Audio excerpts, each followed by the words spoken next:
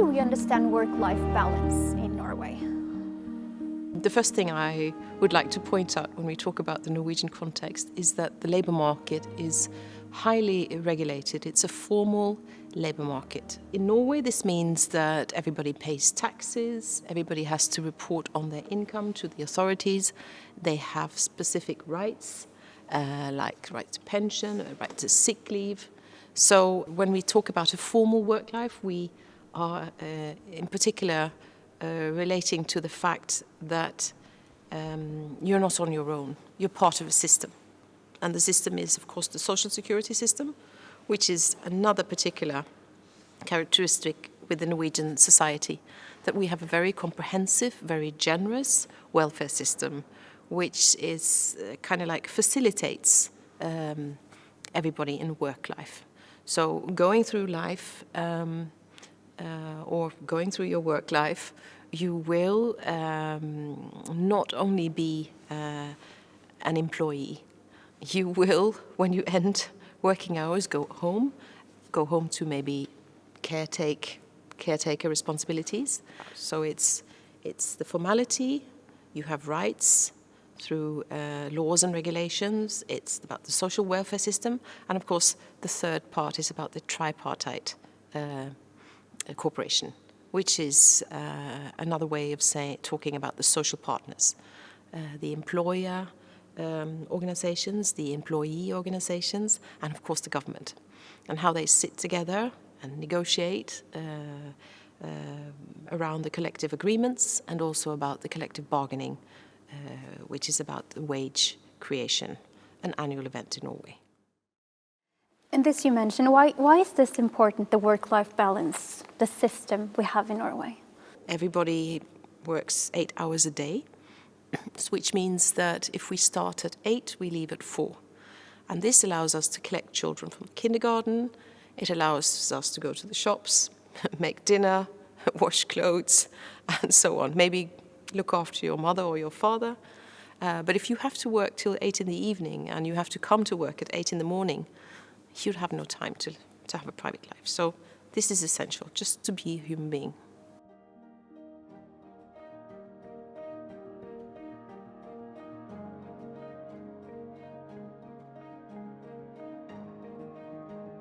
The high level of gender equality in Norway, of course, is very important for Norwegian society.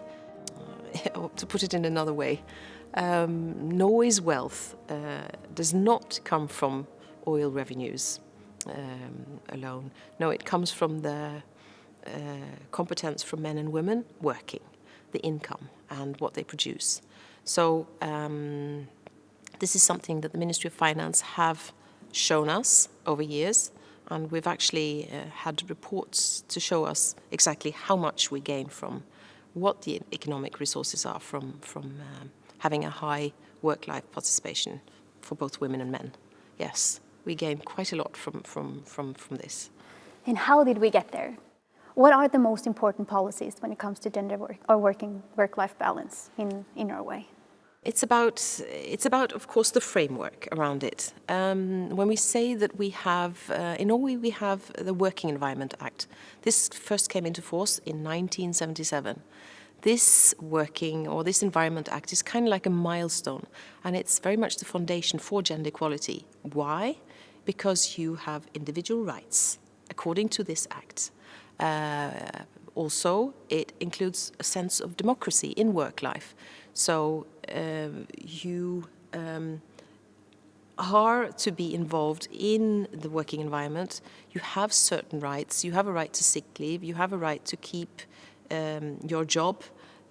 You can't just be let off the day after. And of course, you have rights when it comes to family life. If your child is sick, you have a right to stay home with compensation. If you yourself are sick, you have also very particular rights. So the individual rights, very important. We also have the Gender Equality Act, which came into force in 1976. Equally important for gender equality. Why? Because it protects us, or protects the workers against discrimination in work life. Women should have the same rights as men when it comes to salary, and so on.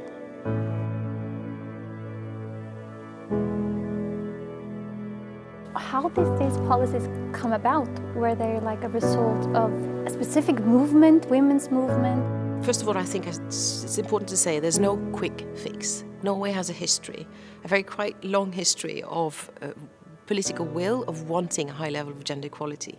So this, of course, means that there are very many factors involved in coming to where we are today.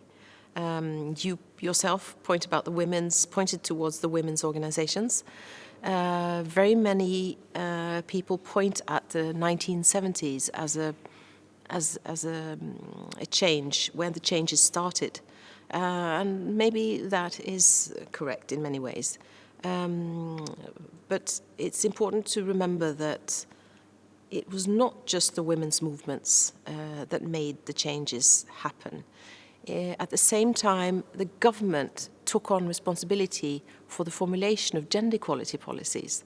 And the government and the parliament and the women's organization, the social partners, but also the media, and of course research. At the same time, we had our first time user surveys, which showed us how much time women and men use at home, what time they use at home, what they spend their time on, and so on. So there are many different factors that have given us the society we see today. I think it's safe to say that.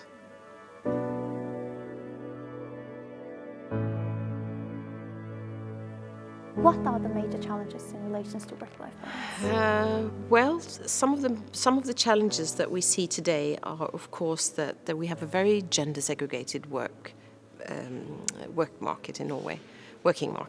This means that women tend to choose certain occupations and men tend to choose other occupations, and this is based on traditional thinking. So we find that rather strange, how a society that has such a high level of gender equality, that women and men still choose very traditional when it comes to work life. So these are some of the things we've been looking into and trying to figure out what we can do. And there have been different projects, different pilots, lots of research. And it's all about getting girls to choose untraditional when we look at how they've chosen up till today. But also we're looking into how men can start working with more untraditional occupations like healthcare services and so on.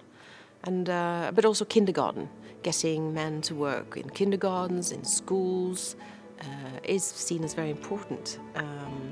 And we do see some small changes, but still we have a long way to go.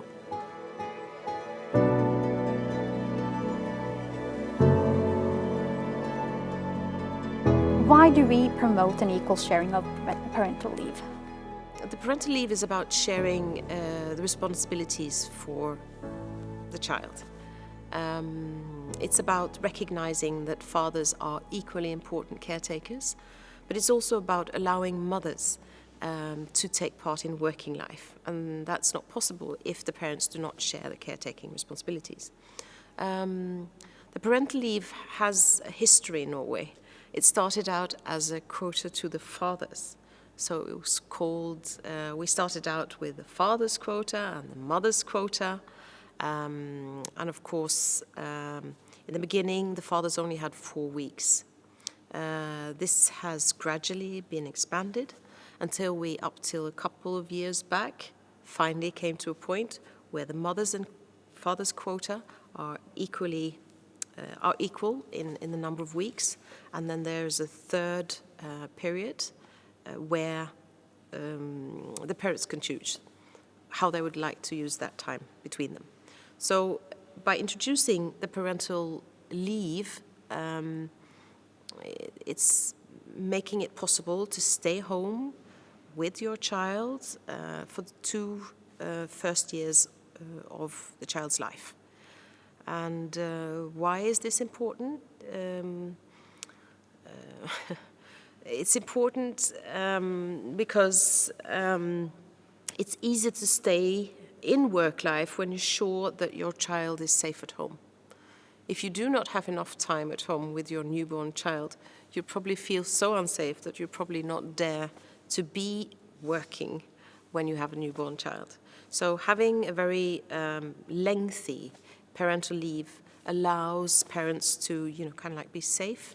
They have their same income, even though they're looking after their child.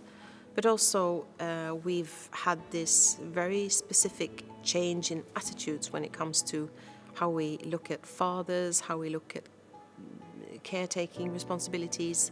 And I dare say that there's hardly any man in Norway today who would not take on the responsibilities related to looking after their child.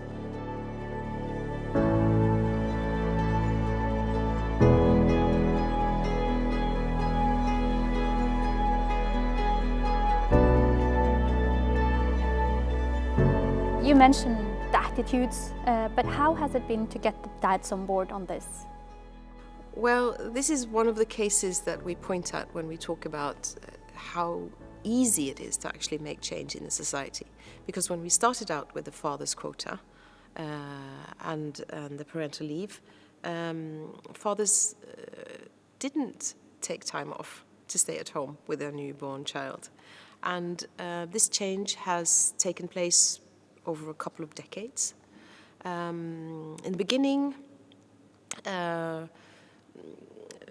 fathers only had 4 weeks. It was gradually expanded and expanded and expanded over years through different political, through different governments.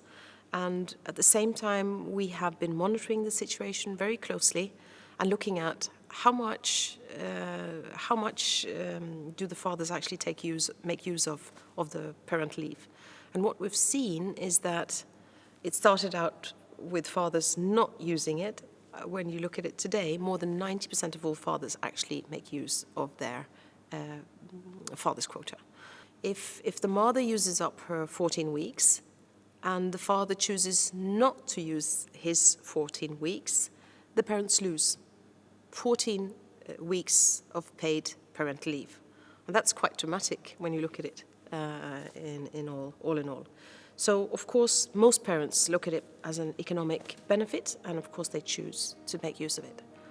And because so many fathers make use of it today, we say that this is a real success. And it has really helped us in changing the way we look at fathers as caretakers, which is very important when we talk about gender equality.